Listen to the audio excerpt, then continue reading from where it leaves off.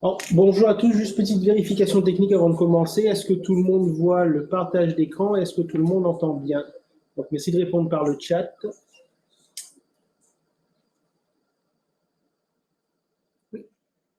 Ok, parfait. Donc, on va démarrer ce webinaire d'information sur le dispositif Entreprendre pour apprendre. Donc, juste quelques petits mots introductifs de la part de Monsieur Brault, qui n'a pas pu être présent et qui accueille au sein de la DraftPeak ce webinaire d'information à destination des chefs d'établissement, des inspecteurs, des DDF, des directeurs de campus opérationnels et du coordonnateur de la lutte contre le décrochage scolaire, donc Didier Locher. Donc rapidement, moi je suis Ranjit Zanegui, responsable du pôle partenariat et territoire. Pour ceux qui ont suivi un petit peu les changements qu'il y a eu au sein de l'académie, donc la DraftPeak qui se constitue maintenant depuis 2021, rentre dans sa phase, on va dire, un peu opérationnelle depuis cette rentrée 2022, avec la constitution de 4 pôles. Donc le pôle centre de formation professionnelle académique qui décline toute l'offre de formation du réseau de formation tout au long de la vie.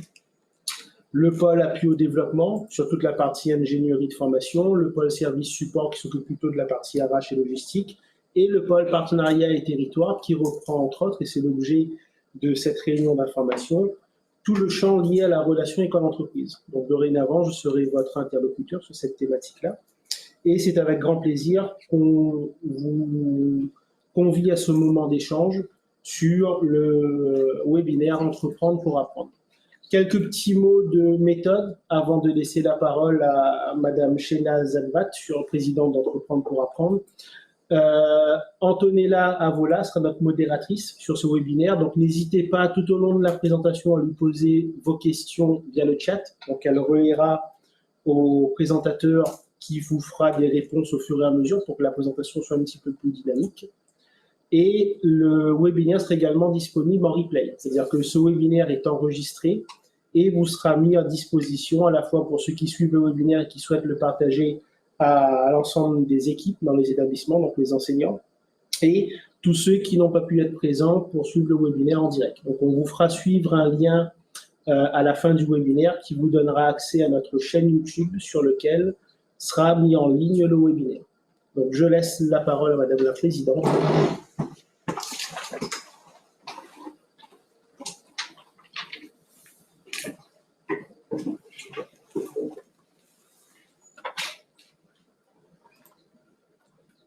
Bonjour à toutes et à tous. Je vous remercie, déjà je remercie l'Académie de la Réunion d'avoir organisé ce webinaire et je remercie donc l'Académie de nous accueillir également dans les locaux de la DraftPeak. Donc je me présente, je suis Shehnaz Zadvat, dirigeante de la société Ophital, présidente du MEDEF Réunion et je suis présidente donc d'Entreprendre pour apprendre à la Réunion, et également secrétaire de la Fédération nationale d'Entreprendre pour apprendre. Donc, j'interviens également au national dans l'organisation de la fédération. Alors, à La Réunion, donc l'association Entreprendre pour apprendre a été créée en 2017, conjointement donc avec l'Académie de La Réunion et le MEDEF Réunion et quelques chefs d'entreprise qui ont bien voulu nous soutenir pour lancer cette association. Alors, notre objectif, en fait, ce que nous souhaitons, c'est favoriser l'insertion sociale de la jeunesse réunionnaise dès le plus jeune âge, par une appropriation de la notion de la citoyenneté et par un développement du goût de l'entrepreneuriat. Donc, entre 2017 et aujourd'hui, notre développement a été constant grâce à l'implication notamment des enseignants qui se sont engagés à nos côtés, des mentors issus du monde de l'entreprise, donc des mentors chefs d'entreprise ou salariés d'entreprise, et bien évidemment une équipe de bénévoles qui est à nos côtés depuis le départ. Donc, on continue à construire l'association, à la montée en puissance. On a recruté donc un salarié depuis bientôt un an, et on en recrute un deuxième très bientôt. Là, on est sur le point de recruter un deuxième chargé de mission pour toujours pouvoir offrir à davantage de jeunes ce programme de mini-entreprise. Donc aujourd'hui, on accompagne plus de 1000 mini-entrepreneurs sur le territoire et on souhaite pouvoir au moins doubler à l'échéance 2025.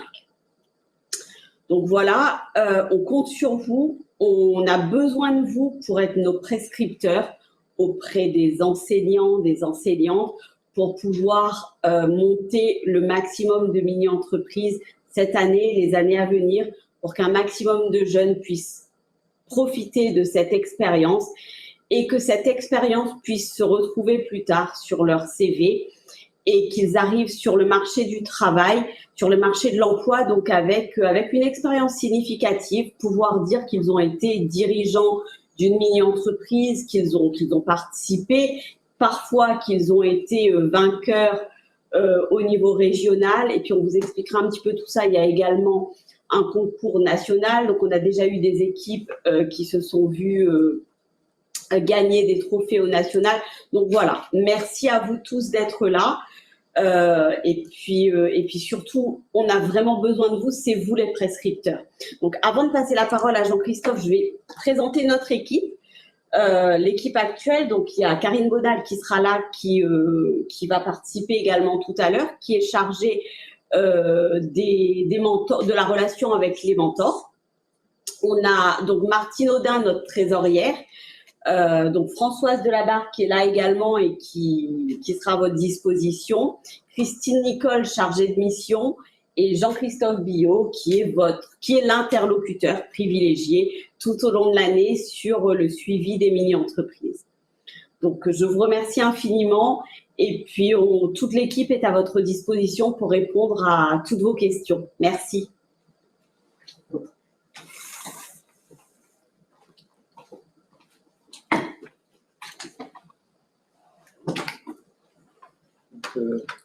Bonjour à tous, je suis Jean-Christophe Billot. Donc, comme l'a présenté Shénaz, je suis chargé de mission des mini-entreprises et j'accompagne les mini-entreprises tout au long de l'année. Je vous invite à découvrir la mini-entreprise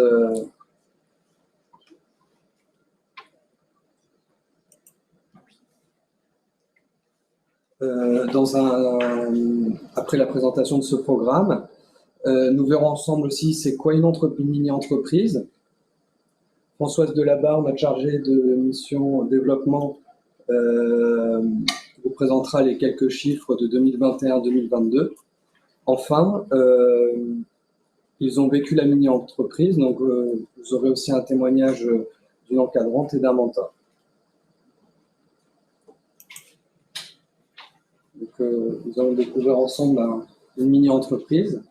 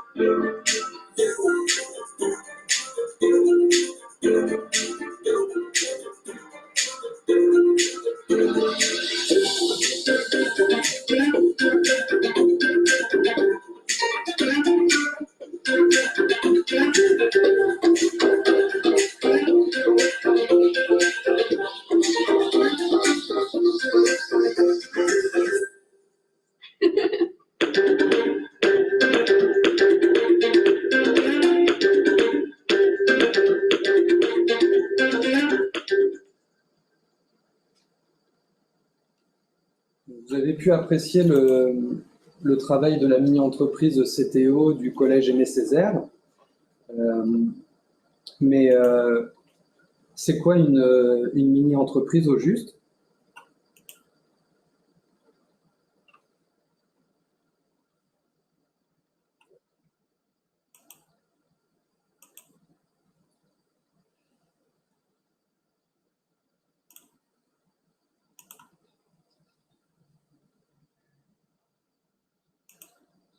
Donc, notre programme de la mini-entreprise est une création d'entreprise éphémère qui permet aux jeunes, à travers la pédagogie active, de développer le sens du travail en équipe, de développer la capacité à s'écouter, à construire un projet concret collectivement et de s'exprimer devant un public de professionnels, devant un public tout court, puisqu'ils devront amener à convaincre leur entourage, les personnes du quotidien, dans le cadre de ce projet.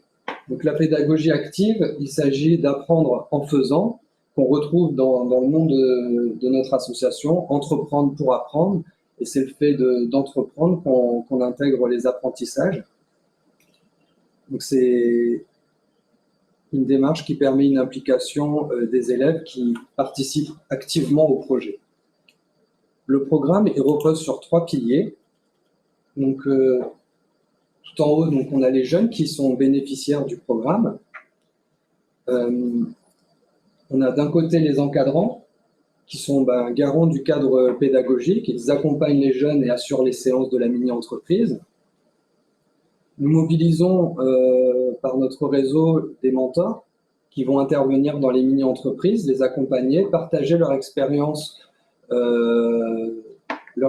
professionnelle, leur connaissance du monde de l'entreprise. Et donc, toute l'alchimie entre ces deux acteurs est facilitée par un facilitateur, comme son nom l'indique, qui, donc, en l'occurrence, le facilitateur des mini-entreprises à La Réunion, c'est moi-même.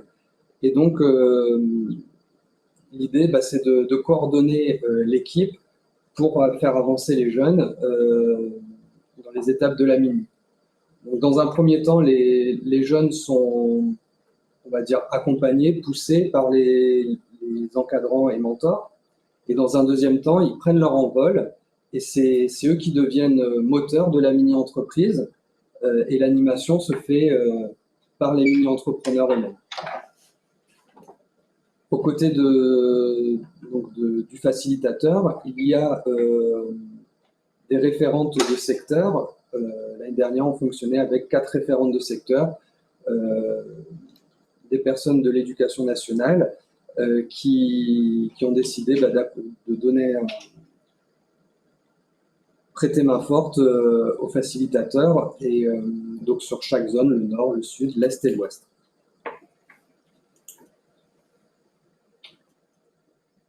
Donc, la mini-entreprise se décline en 4 parcours que vous pouvez voir.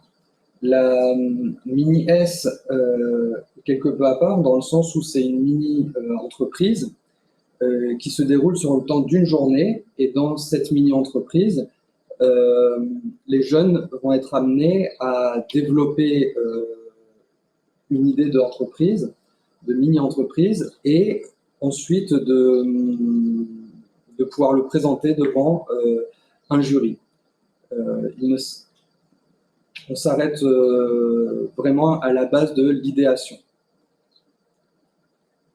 Concernant la mini-M, mini-L et mini-XL, c'est des formats donc beaucoup plus longs et plus classiques de la mini-entreprise. Pour la mini-M, on part de la mini-entreprise et on va jusqu'au prototypage du produit, de l'idée jusqu'au prototype. Pour la mini-L, on intègre la production et la commercialisation. Donc, il y a vraiment toutes les étapes par lesquelles passe une entreprise et qui se retrouvent dans la mini-entreprise. La mini-XL, quant à elle, elle fait son apparition cette année sur cette rentrée. Et donc, il s'agit d'une mini-L qui se déroule sur 2 ans.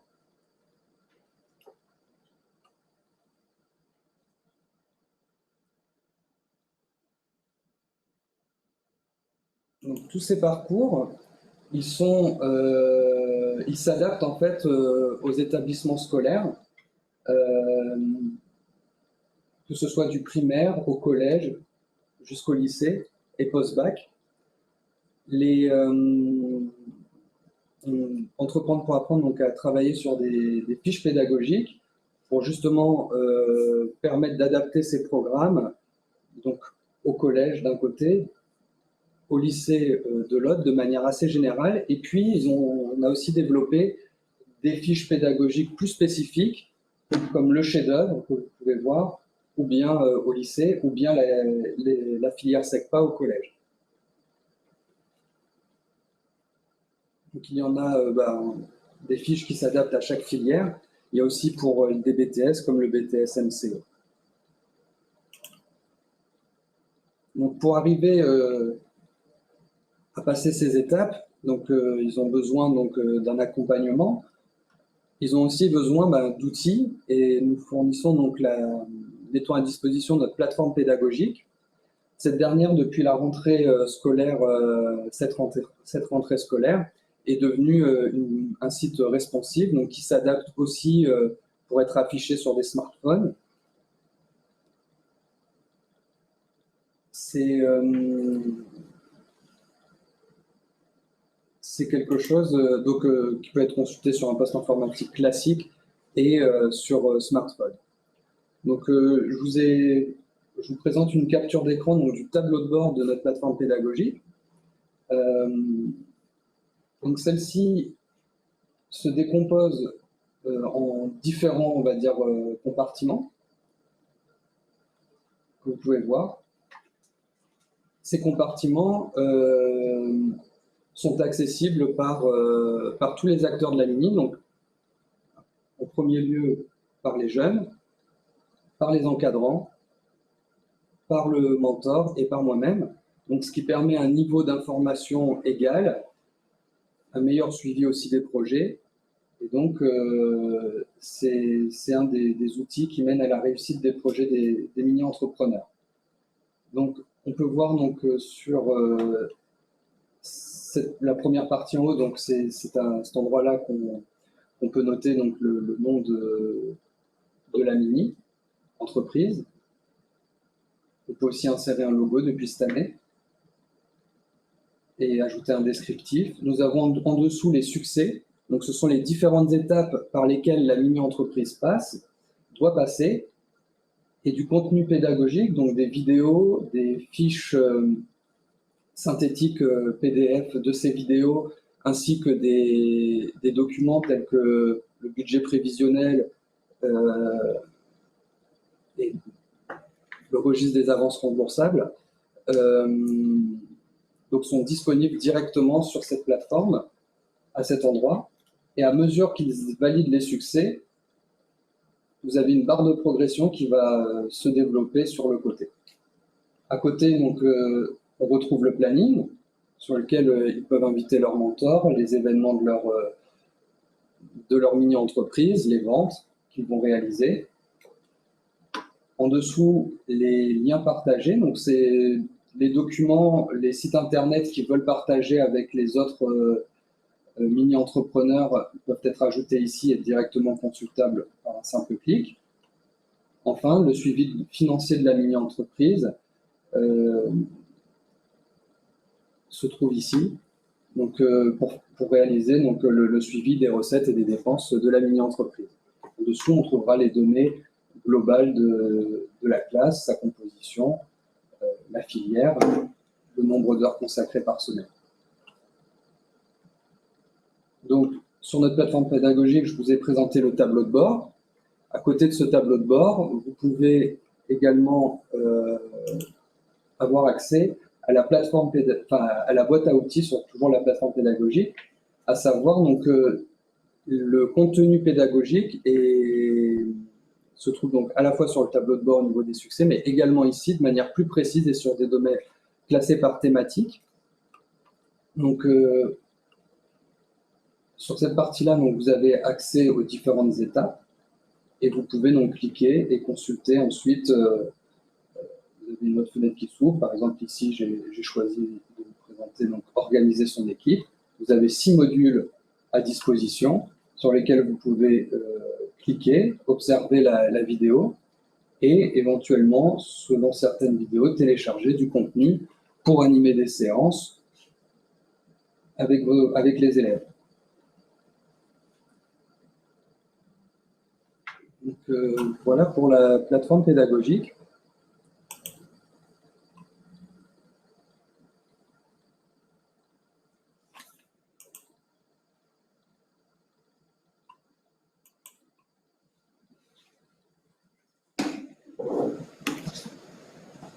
Donc, maintenant, J'ai pas de questions, mais comment on accède à la plateforme pédagogique? Est-ce qu'il y a des codes que l'on reçoit? Quel est le mode opératoire?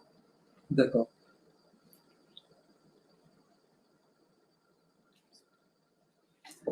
Donc, le mode opératoire, il s'agit de tout simplement, en fait, donc, dans un premier temps, être contacté ou contacter Entreprendre pour apprendre. Donc, mettre en place un projet. À partir de ce moment-là, à partir de la convention, on peut créer des liens,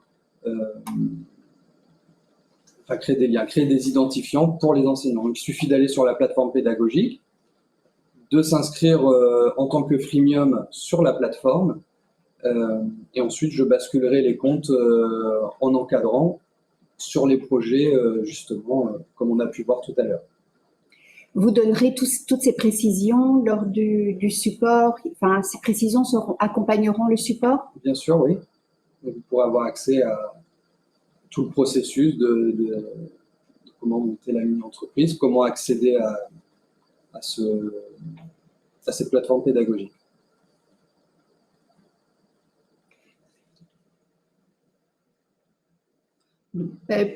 Apparemment, ton introduction a été très claire, donc on peut passer à la suite. D'accord. Sur la plateforme pédagogique, en tout cas, si je peux juste rajouter, c'est que dedans, donc en fait, il y a une vidéo explicative de la plateforme pédagogique qui reprend tout ce que je viens de dire. Et donc vraiment, que ce soit les élèves ou n'importe qui peut prendre en main facilement la plateforme pédagogique. Et maintenant qu'elle peut être consultée sur les smartphones, elle permet de diminuer la fracture numérique, dans le sens où il n'y a plus besoin d'avoir un poste informatique disponible chez soi pour pouvoir réaliser le travail de la mini-entreprise.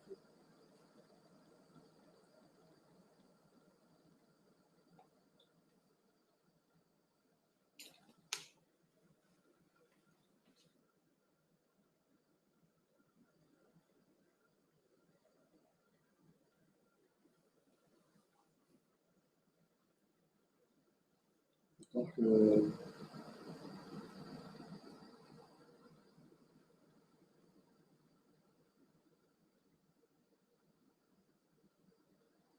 le partage de...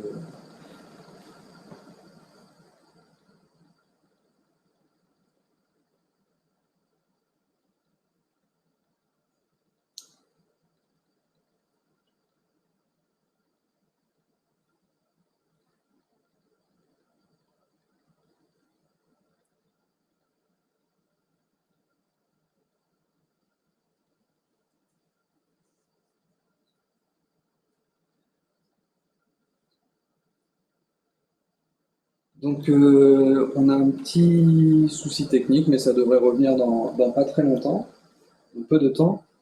On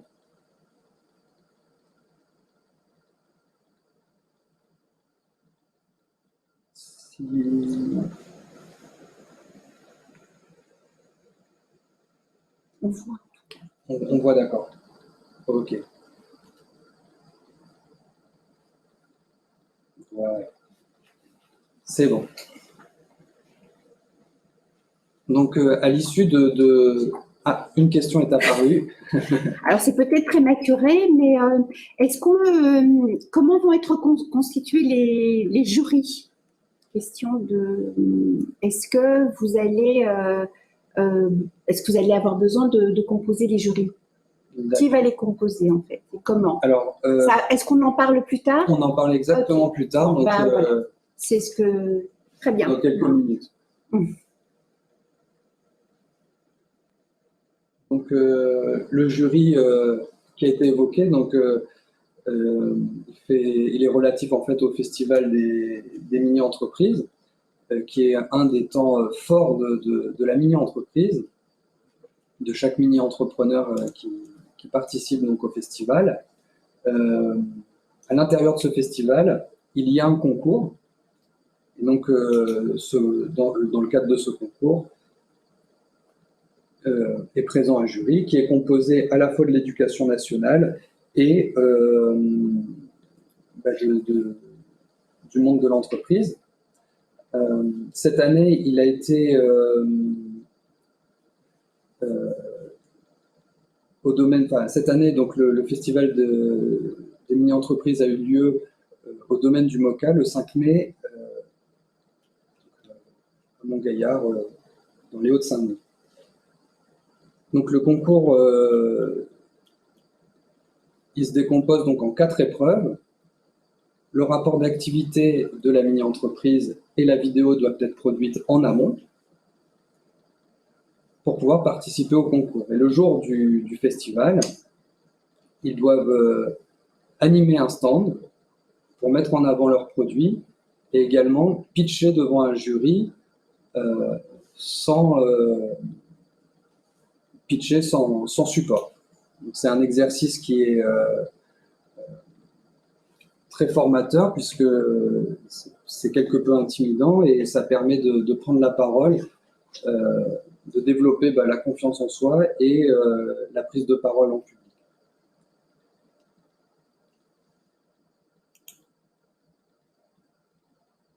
Donc, je vais vous montrer un extrait de ce festival des mini-entreprises.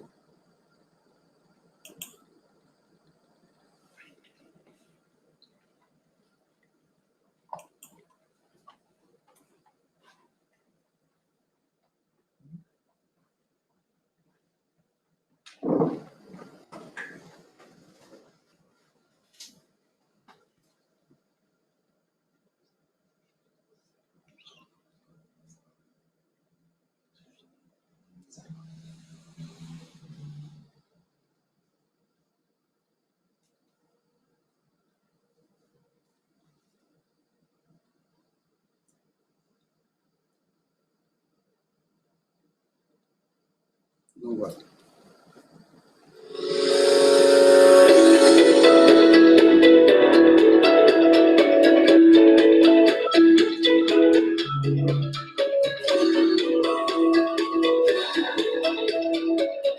Nous avons besoin de rapprocher ces deux cultures, de l'entreprise et de l'éducation, comprendre l'esprit d'entreprendre, l'esprit d'initiative, et pour que tout le monde apprenne l'esprit d'équipe, apprenne à se comporter de façon responsable, apprenne à gérer un budget, ça c'est utile à tout âge.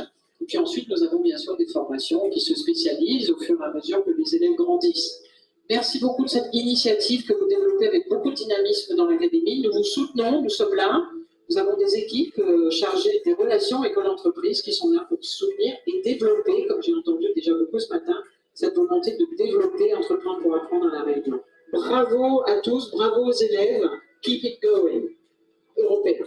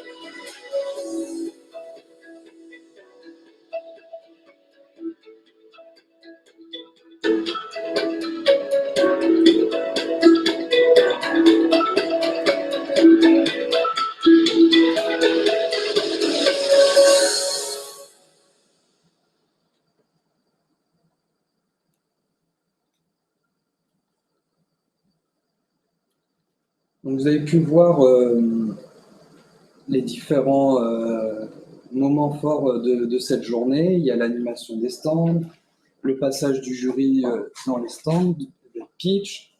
Tout ça, c'est un moment vraiment que les jeunes apprécient et qu'ils gardent en souvenir comme quelque chose de mémorable, quelque chose où ils sont mis à l'honneur, au devant de la scène, et c'est vraiment quelque chose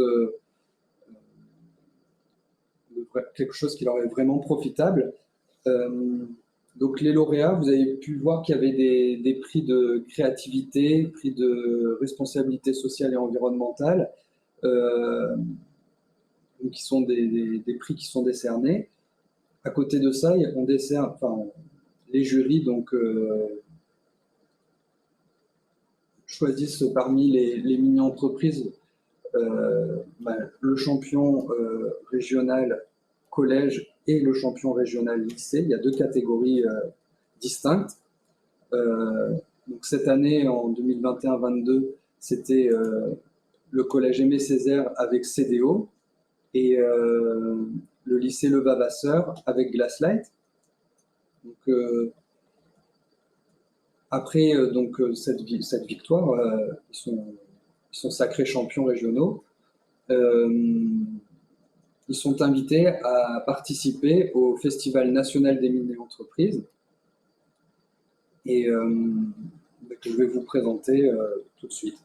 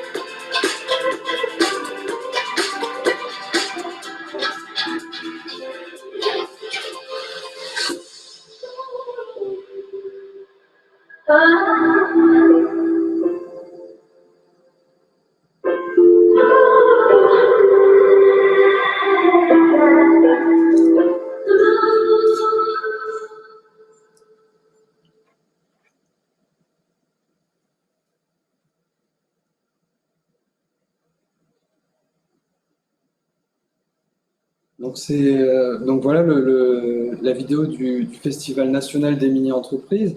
C'était vraiment un moment fort pour ces jeunes, pour moi aussi qui les ai accompagnés. Ils sont pas revenus les mains vides, si je puis dire, dans le sens où ils ont gagné le prix du meilleur stand au Festival national, donc aux côtés de la Guadeloupe et de la Martinique. Donc c'est vraiment quelque chose de très important pour eux, au-delà de la victoire, dans le sens où certains, c'était la première fois qu'ils faisaient le déplacement à Paris, d'autres c'était la première fois donc forcément qui visitaient soit la Tour Eiffel ou même visiter le Sénat. C'était, je pense, une première pour nous tous, de pouvoir permettre de donner du sens à leur engagement, au travail dans lequel ils se sont impliqués. Je pense que c'est quelque chose de très bon. Il y en a beaucoup qui voilà, tous en fait, il y a vraiment un esprit d'équipe qui s'est développé, et vraiment ça reste vraiment un excellent souvenir.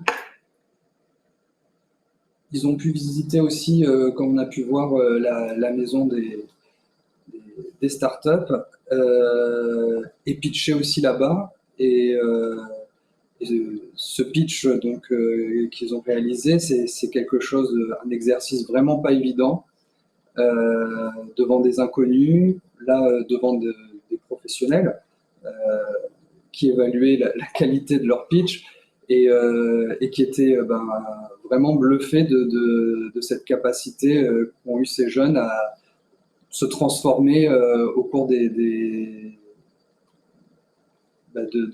l'aventure de la mini-entreprise, et être capable de telles prouesses. Donc c'est vraiment quelque chose un moment fort. Ils ont pu aussi rencontrer, c'est un enrichissement humain, parce qu'ils ont pu rencontrer donc les autres mini-entrepreneurs de toutes les régions de France. Donc c'est vraiment l'apothéose de la mini-entreprise.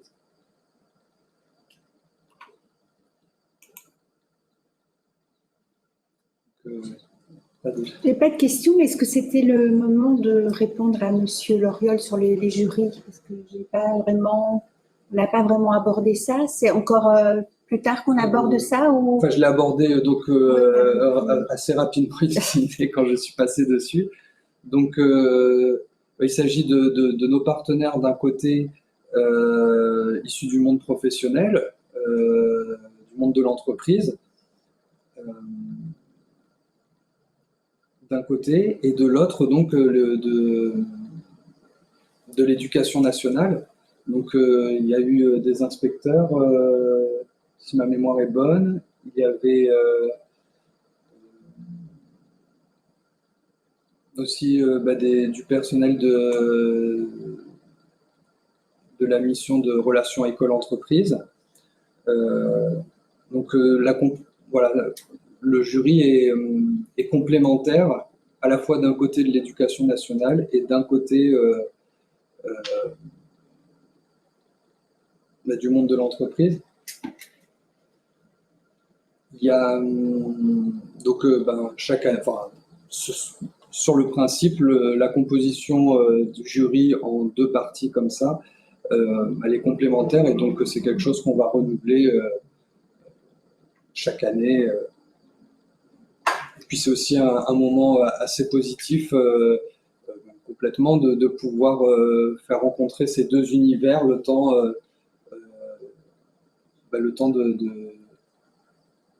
d'évaluer les différents projets. Il y a Françoise qui voulait ajouter quelque chose. Oui, je vais compléter.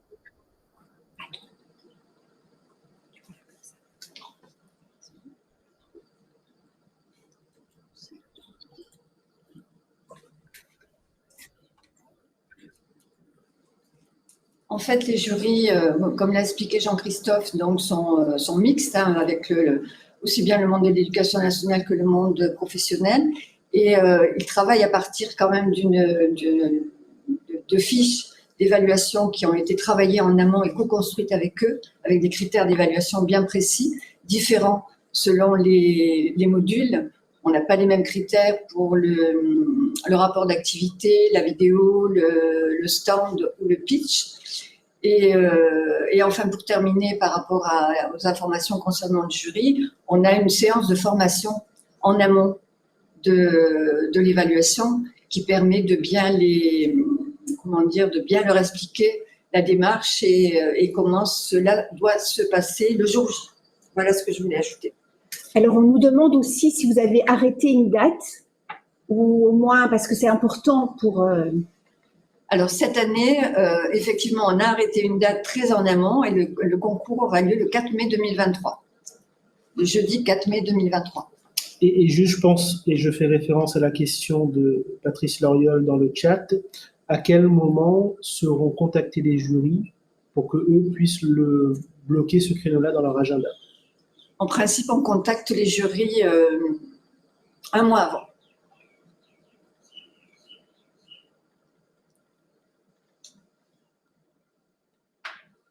Ok. Sur le festival, sur le jury, ça a déjà été fait. Pas d'autres questions, peut-être? Oui, moi j'aurais une petite question. Donc on a bien compris le principe de la mini-entreprise. Comment ça se décline tout au long de l'année? Est-ce que c'est des temps dédiés sur lesquels les élèves travaillent sur la mini-entreprise? Est-ce que ça se fait en travail un peu interdisciplinaire avec plusieurs enseignants? Ou comment ça se déroule tout au long de l'année finalement? Donc il y a différentes possibilités. En fait, il y a un peu de tout cela. Certaines mini-entreprises vont le faire sur du temps libre. Il y a une mini en ce moment là sa séance se déroule entre midi et 13h. C'est aussi un recrutement, là, pas d'une classe, mais de plusieurs élèves qui sont motivés par le fait de faire une mini-entreprise. Donc, il y a cette possibilité-là. La plus courante, ça reste quand même un temps dédié, notamment dans les filières professionnelles, où ils peuvent prendre un temps dedans.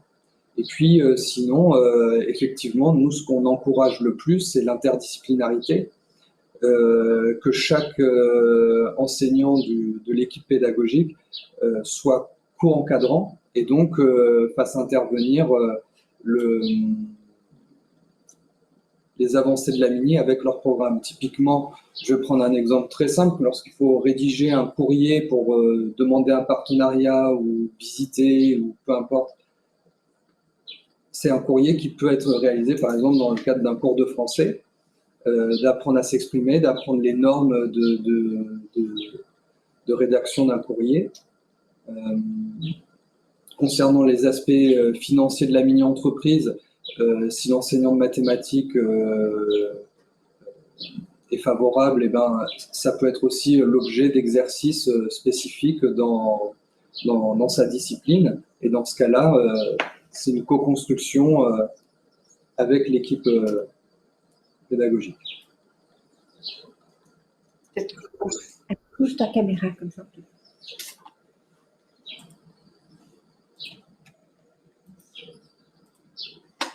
C'est pas vrai. Ah, c'est bon. Non? C'est bon.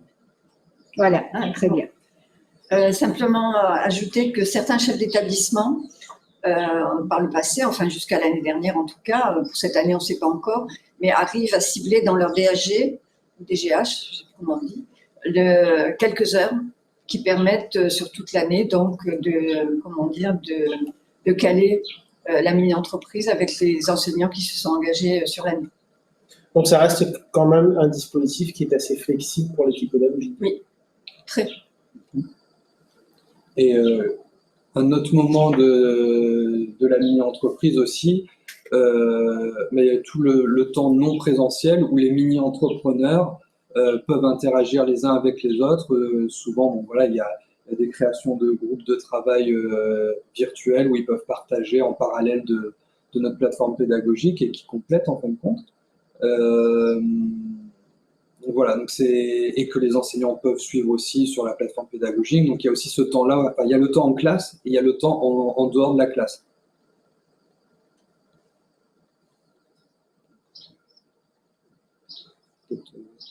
C'est bon.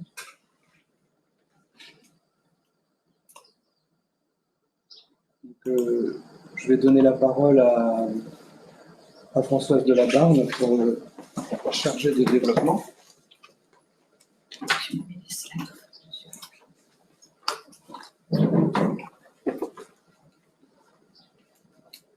Donc, quelques chiffres qui vont vous permettre de voir un petit peu ce qu'on a fait l'année dernière, hein, puisque ce sont les chiffres de l'année 2021-2022.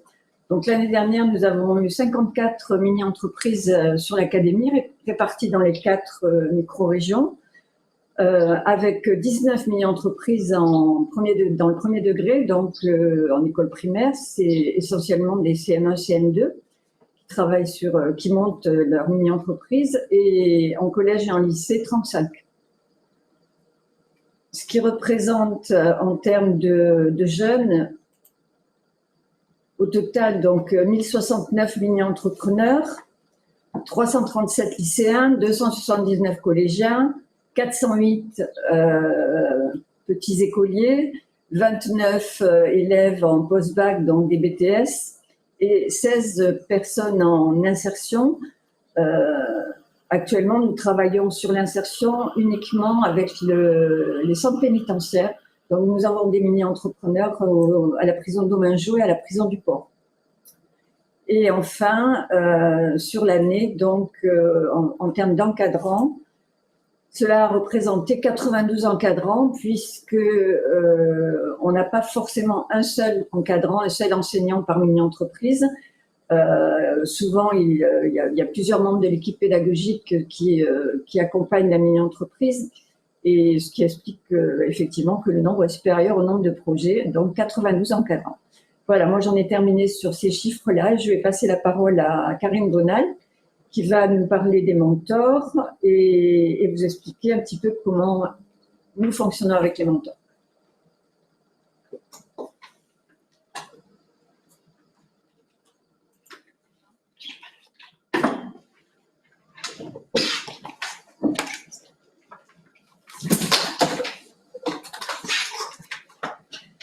Bonjour, Karine Bonal. Donc, je suis bénévole au sein de l'association en charge du suivi du recrutement des mentors. Avant de passer à cette partie-là, je vous propose d'aborder un témoignage en fait d'une encadrante qui s'appelle Sonia et qui va partager avec vous son expérience en tant qu'encadrante pédagogique.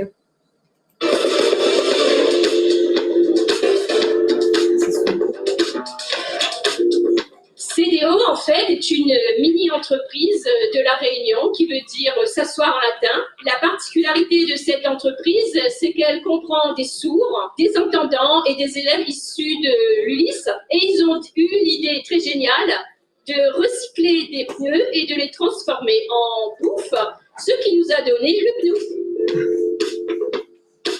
Tout d'abord, sur un plan personnel, certains ont pris beaucoup d'assurance, ils se sont investis dans les activités, ils ont pris des responsabilités, ils ont créé, ils ont pris en charge la différence. Les entendants sont allés vers les sourds ont dû faire le même effort et c'était un effort collectif appréciable. Des anecdotes très intéressantes à propos de 2 élèves. L'un, timide, réservé, s'est révélé et a développé de fortes capacités dans le management. Il a pris la direction de l'entreprise. La seconde, une jeune fille qui a vu son projet professionnel totalement confirmé. Heureuse, elle veut devenir entrepreneuse. L'expérience EPA, formidable. J'ai pu avoir l'occasion de sortir de ma zone de confort et entraîner avec moi des élèves qui sont heureux, qui sont épanouis et qui ont vécu cette expérience avec le cœur.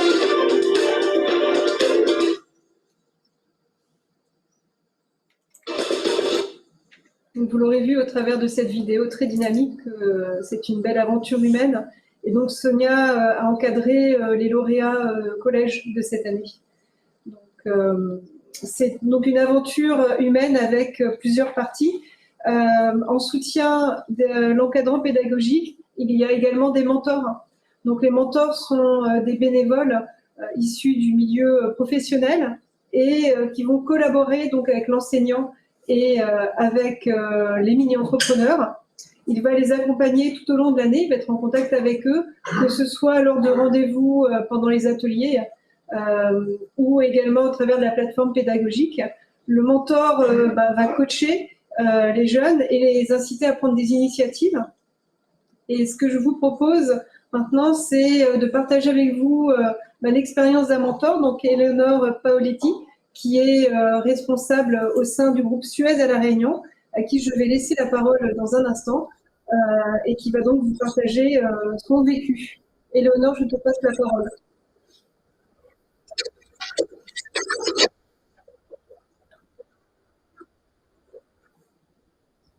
Oui, très bien, merci Eleonore. Oui, également.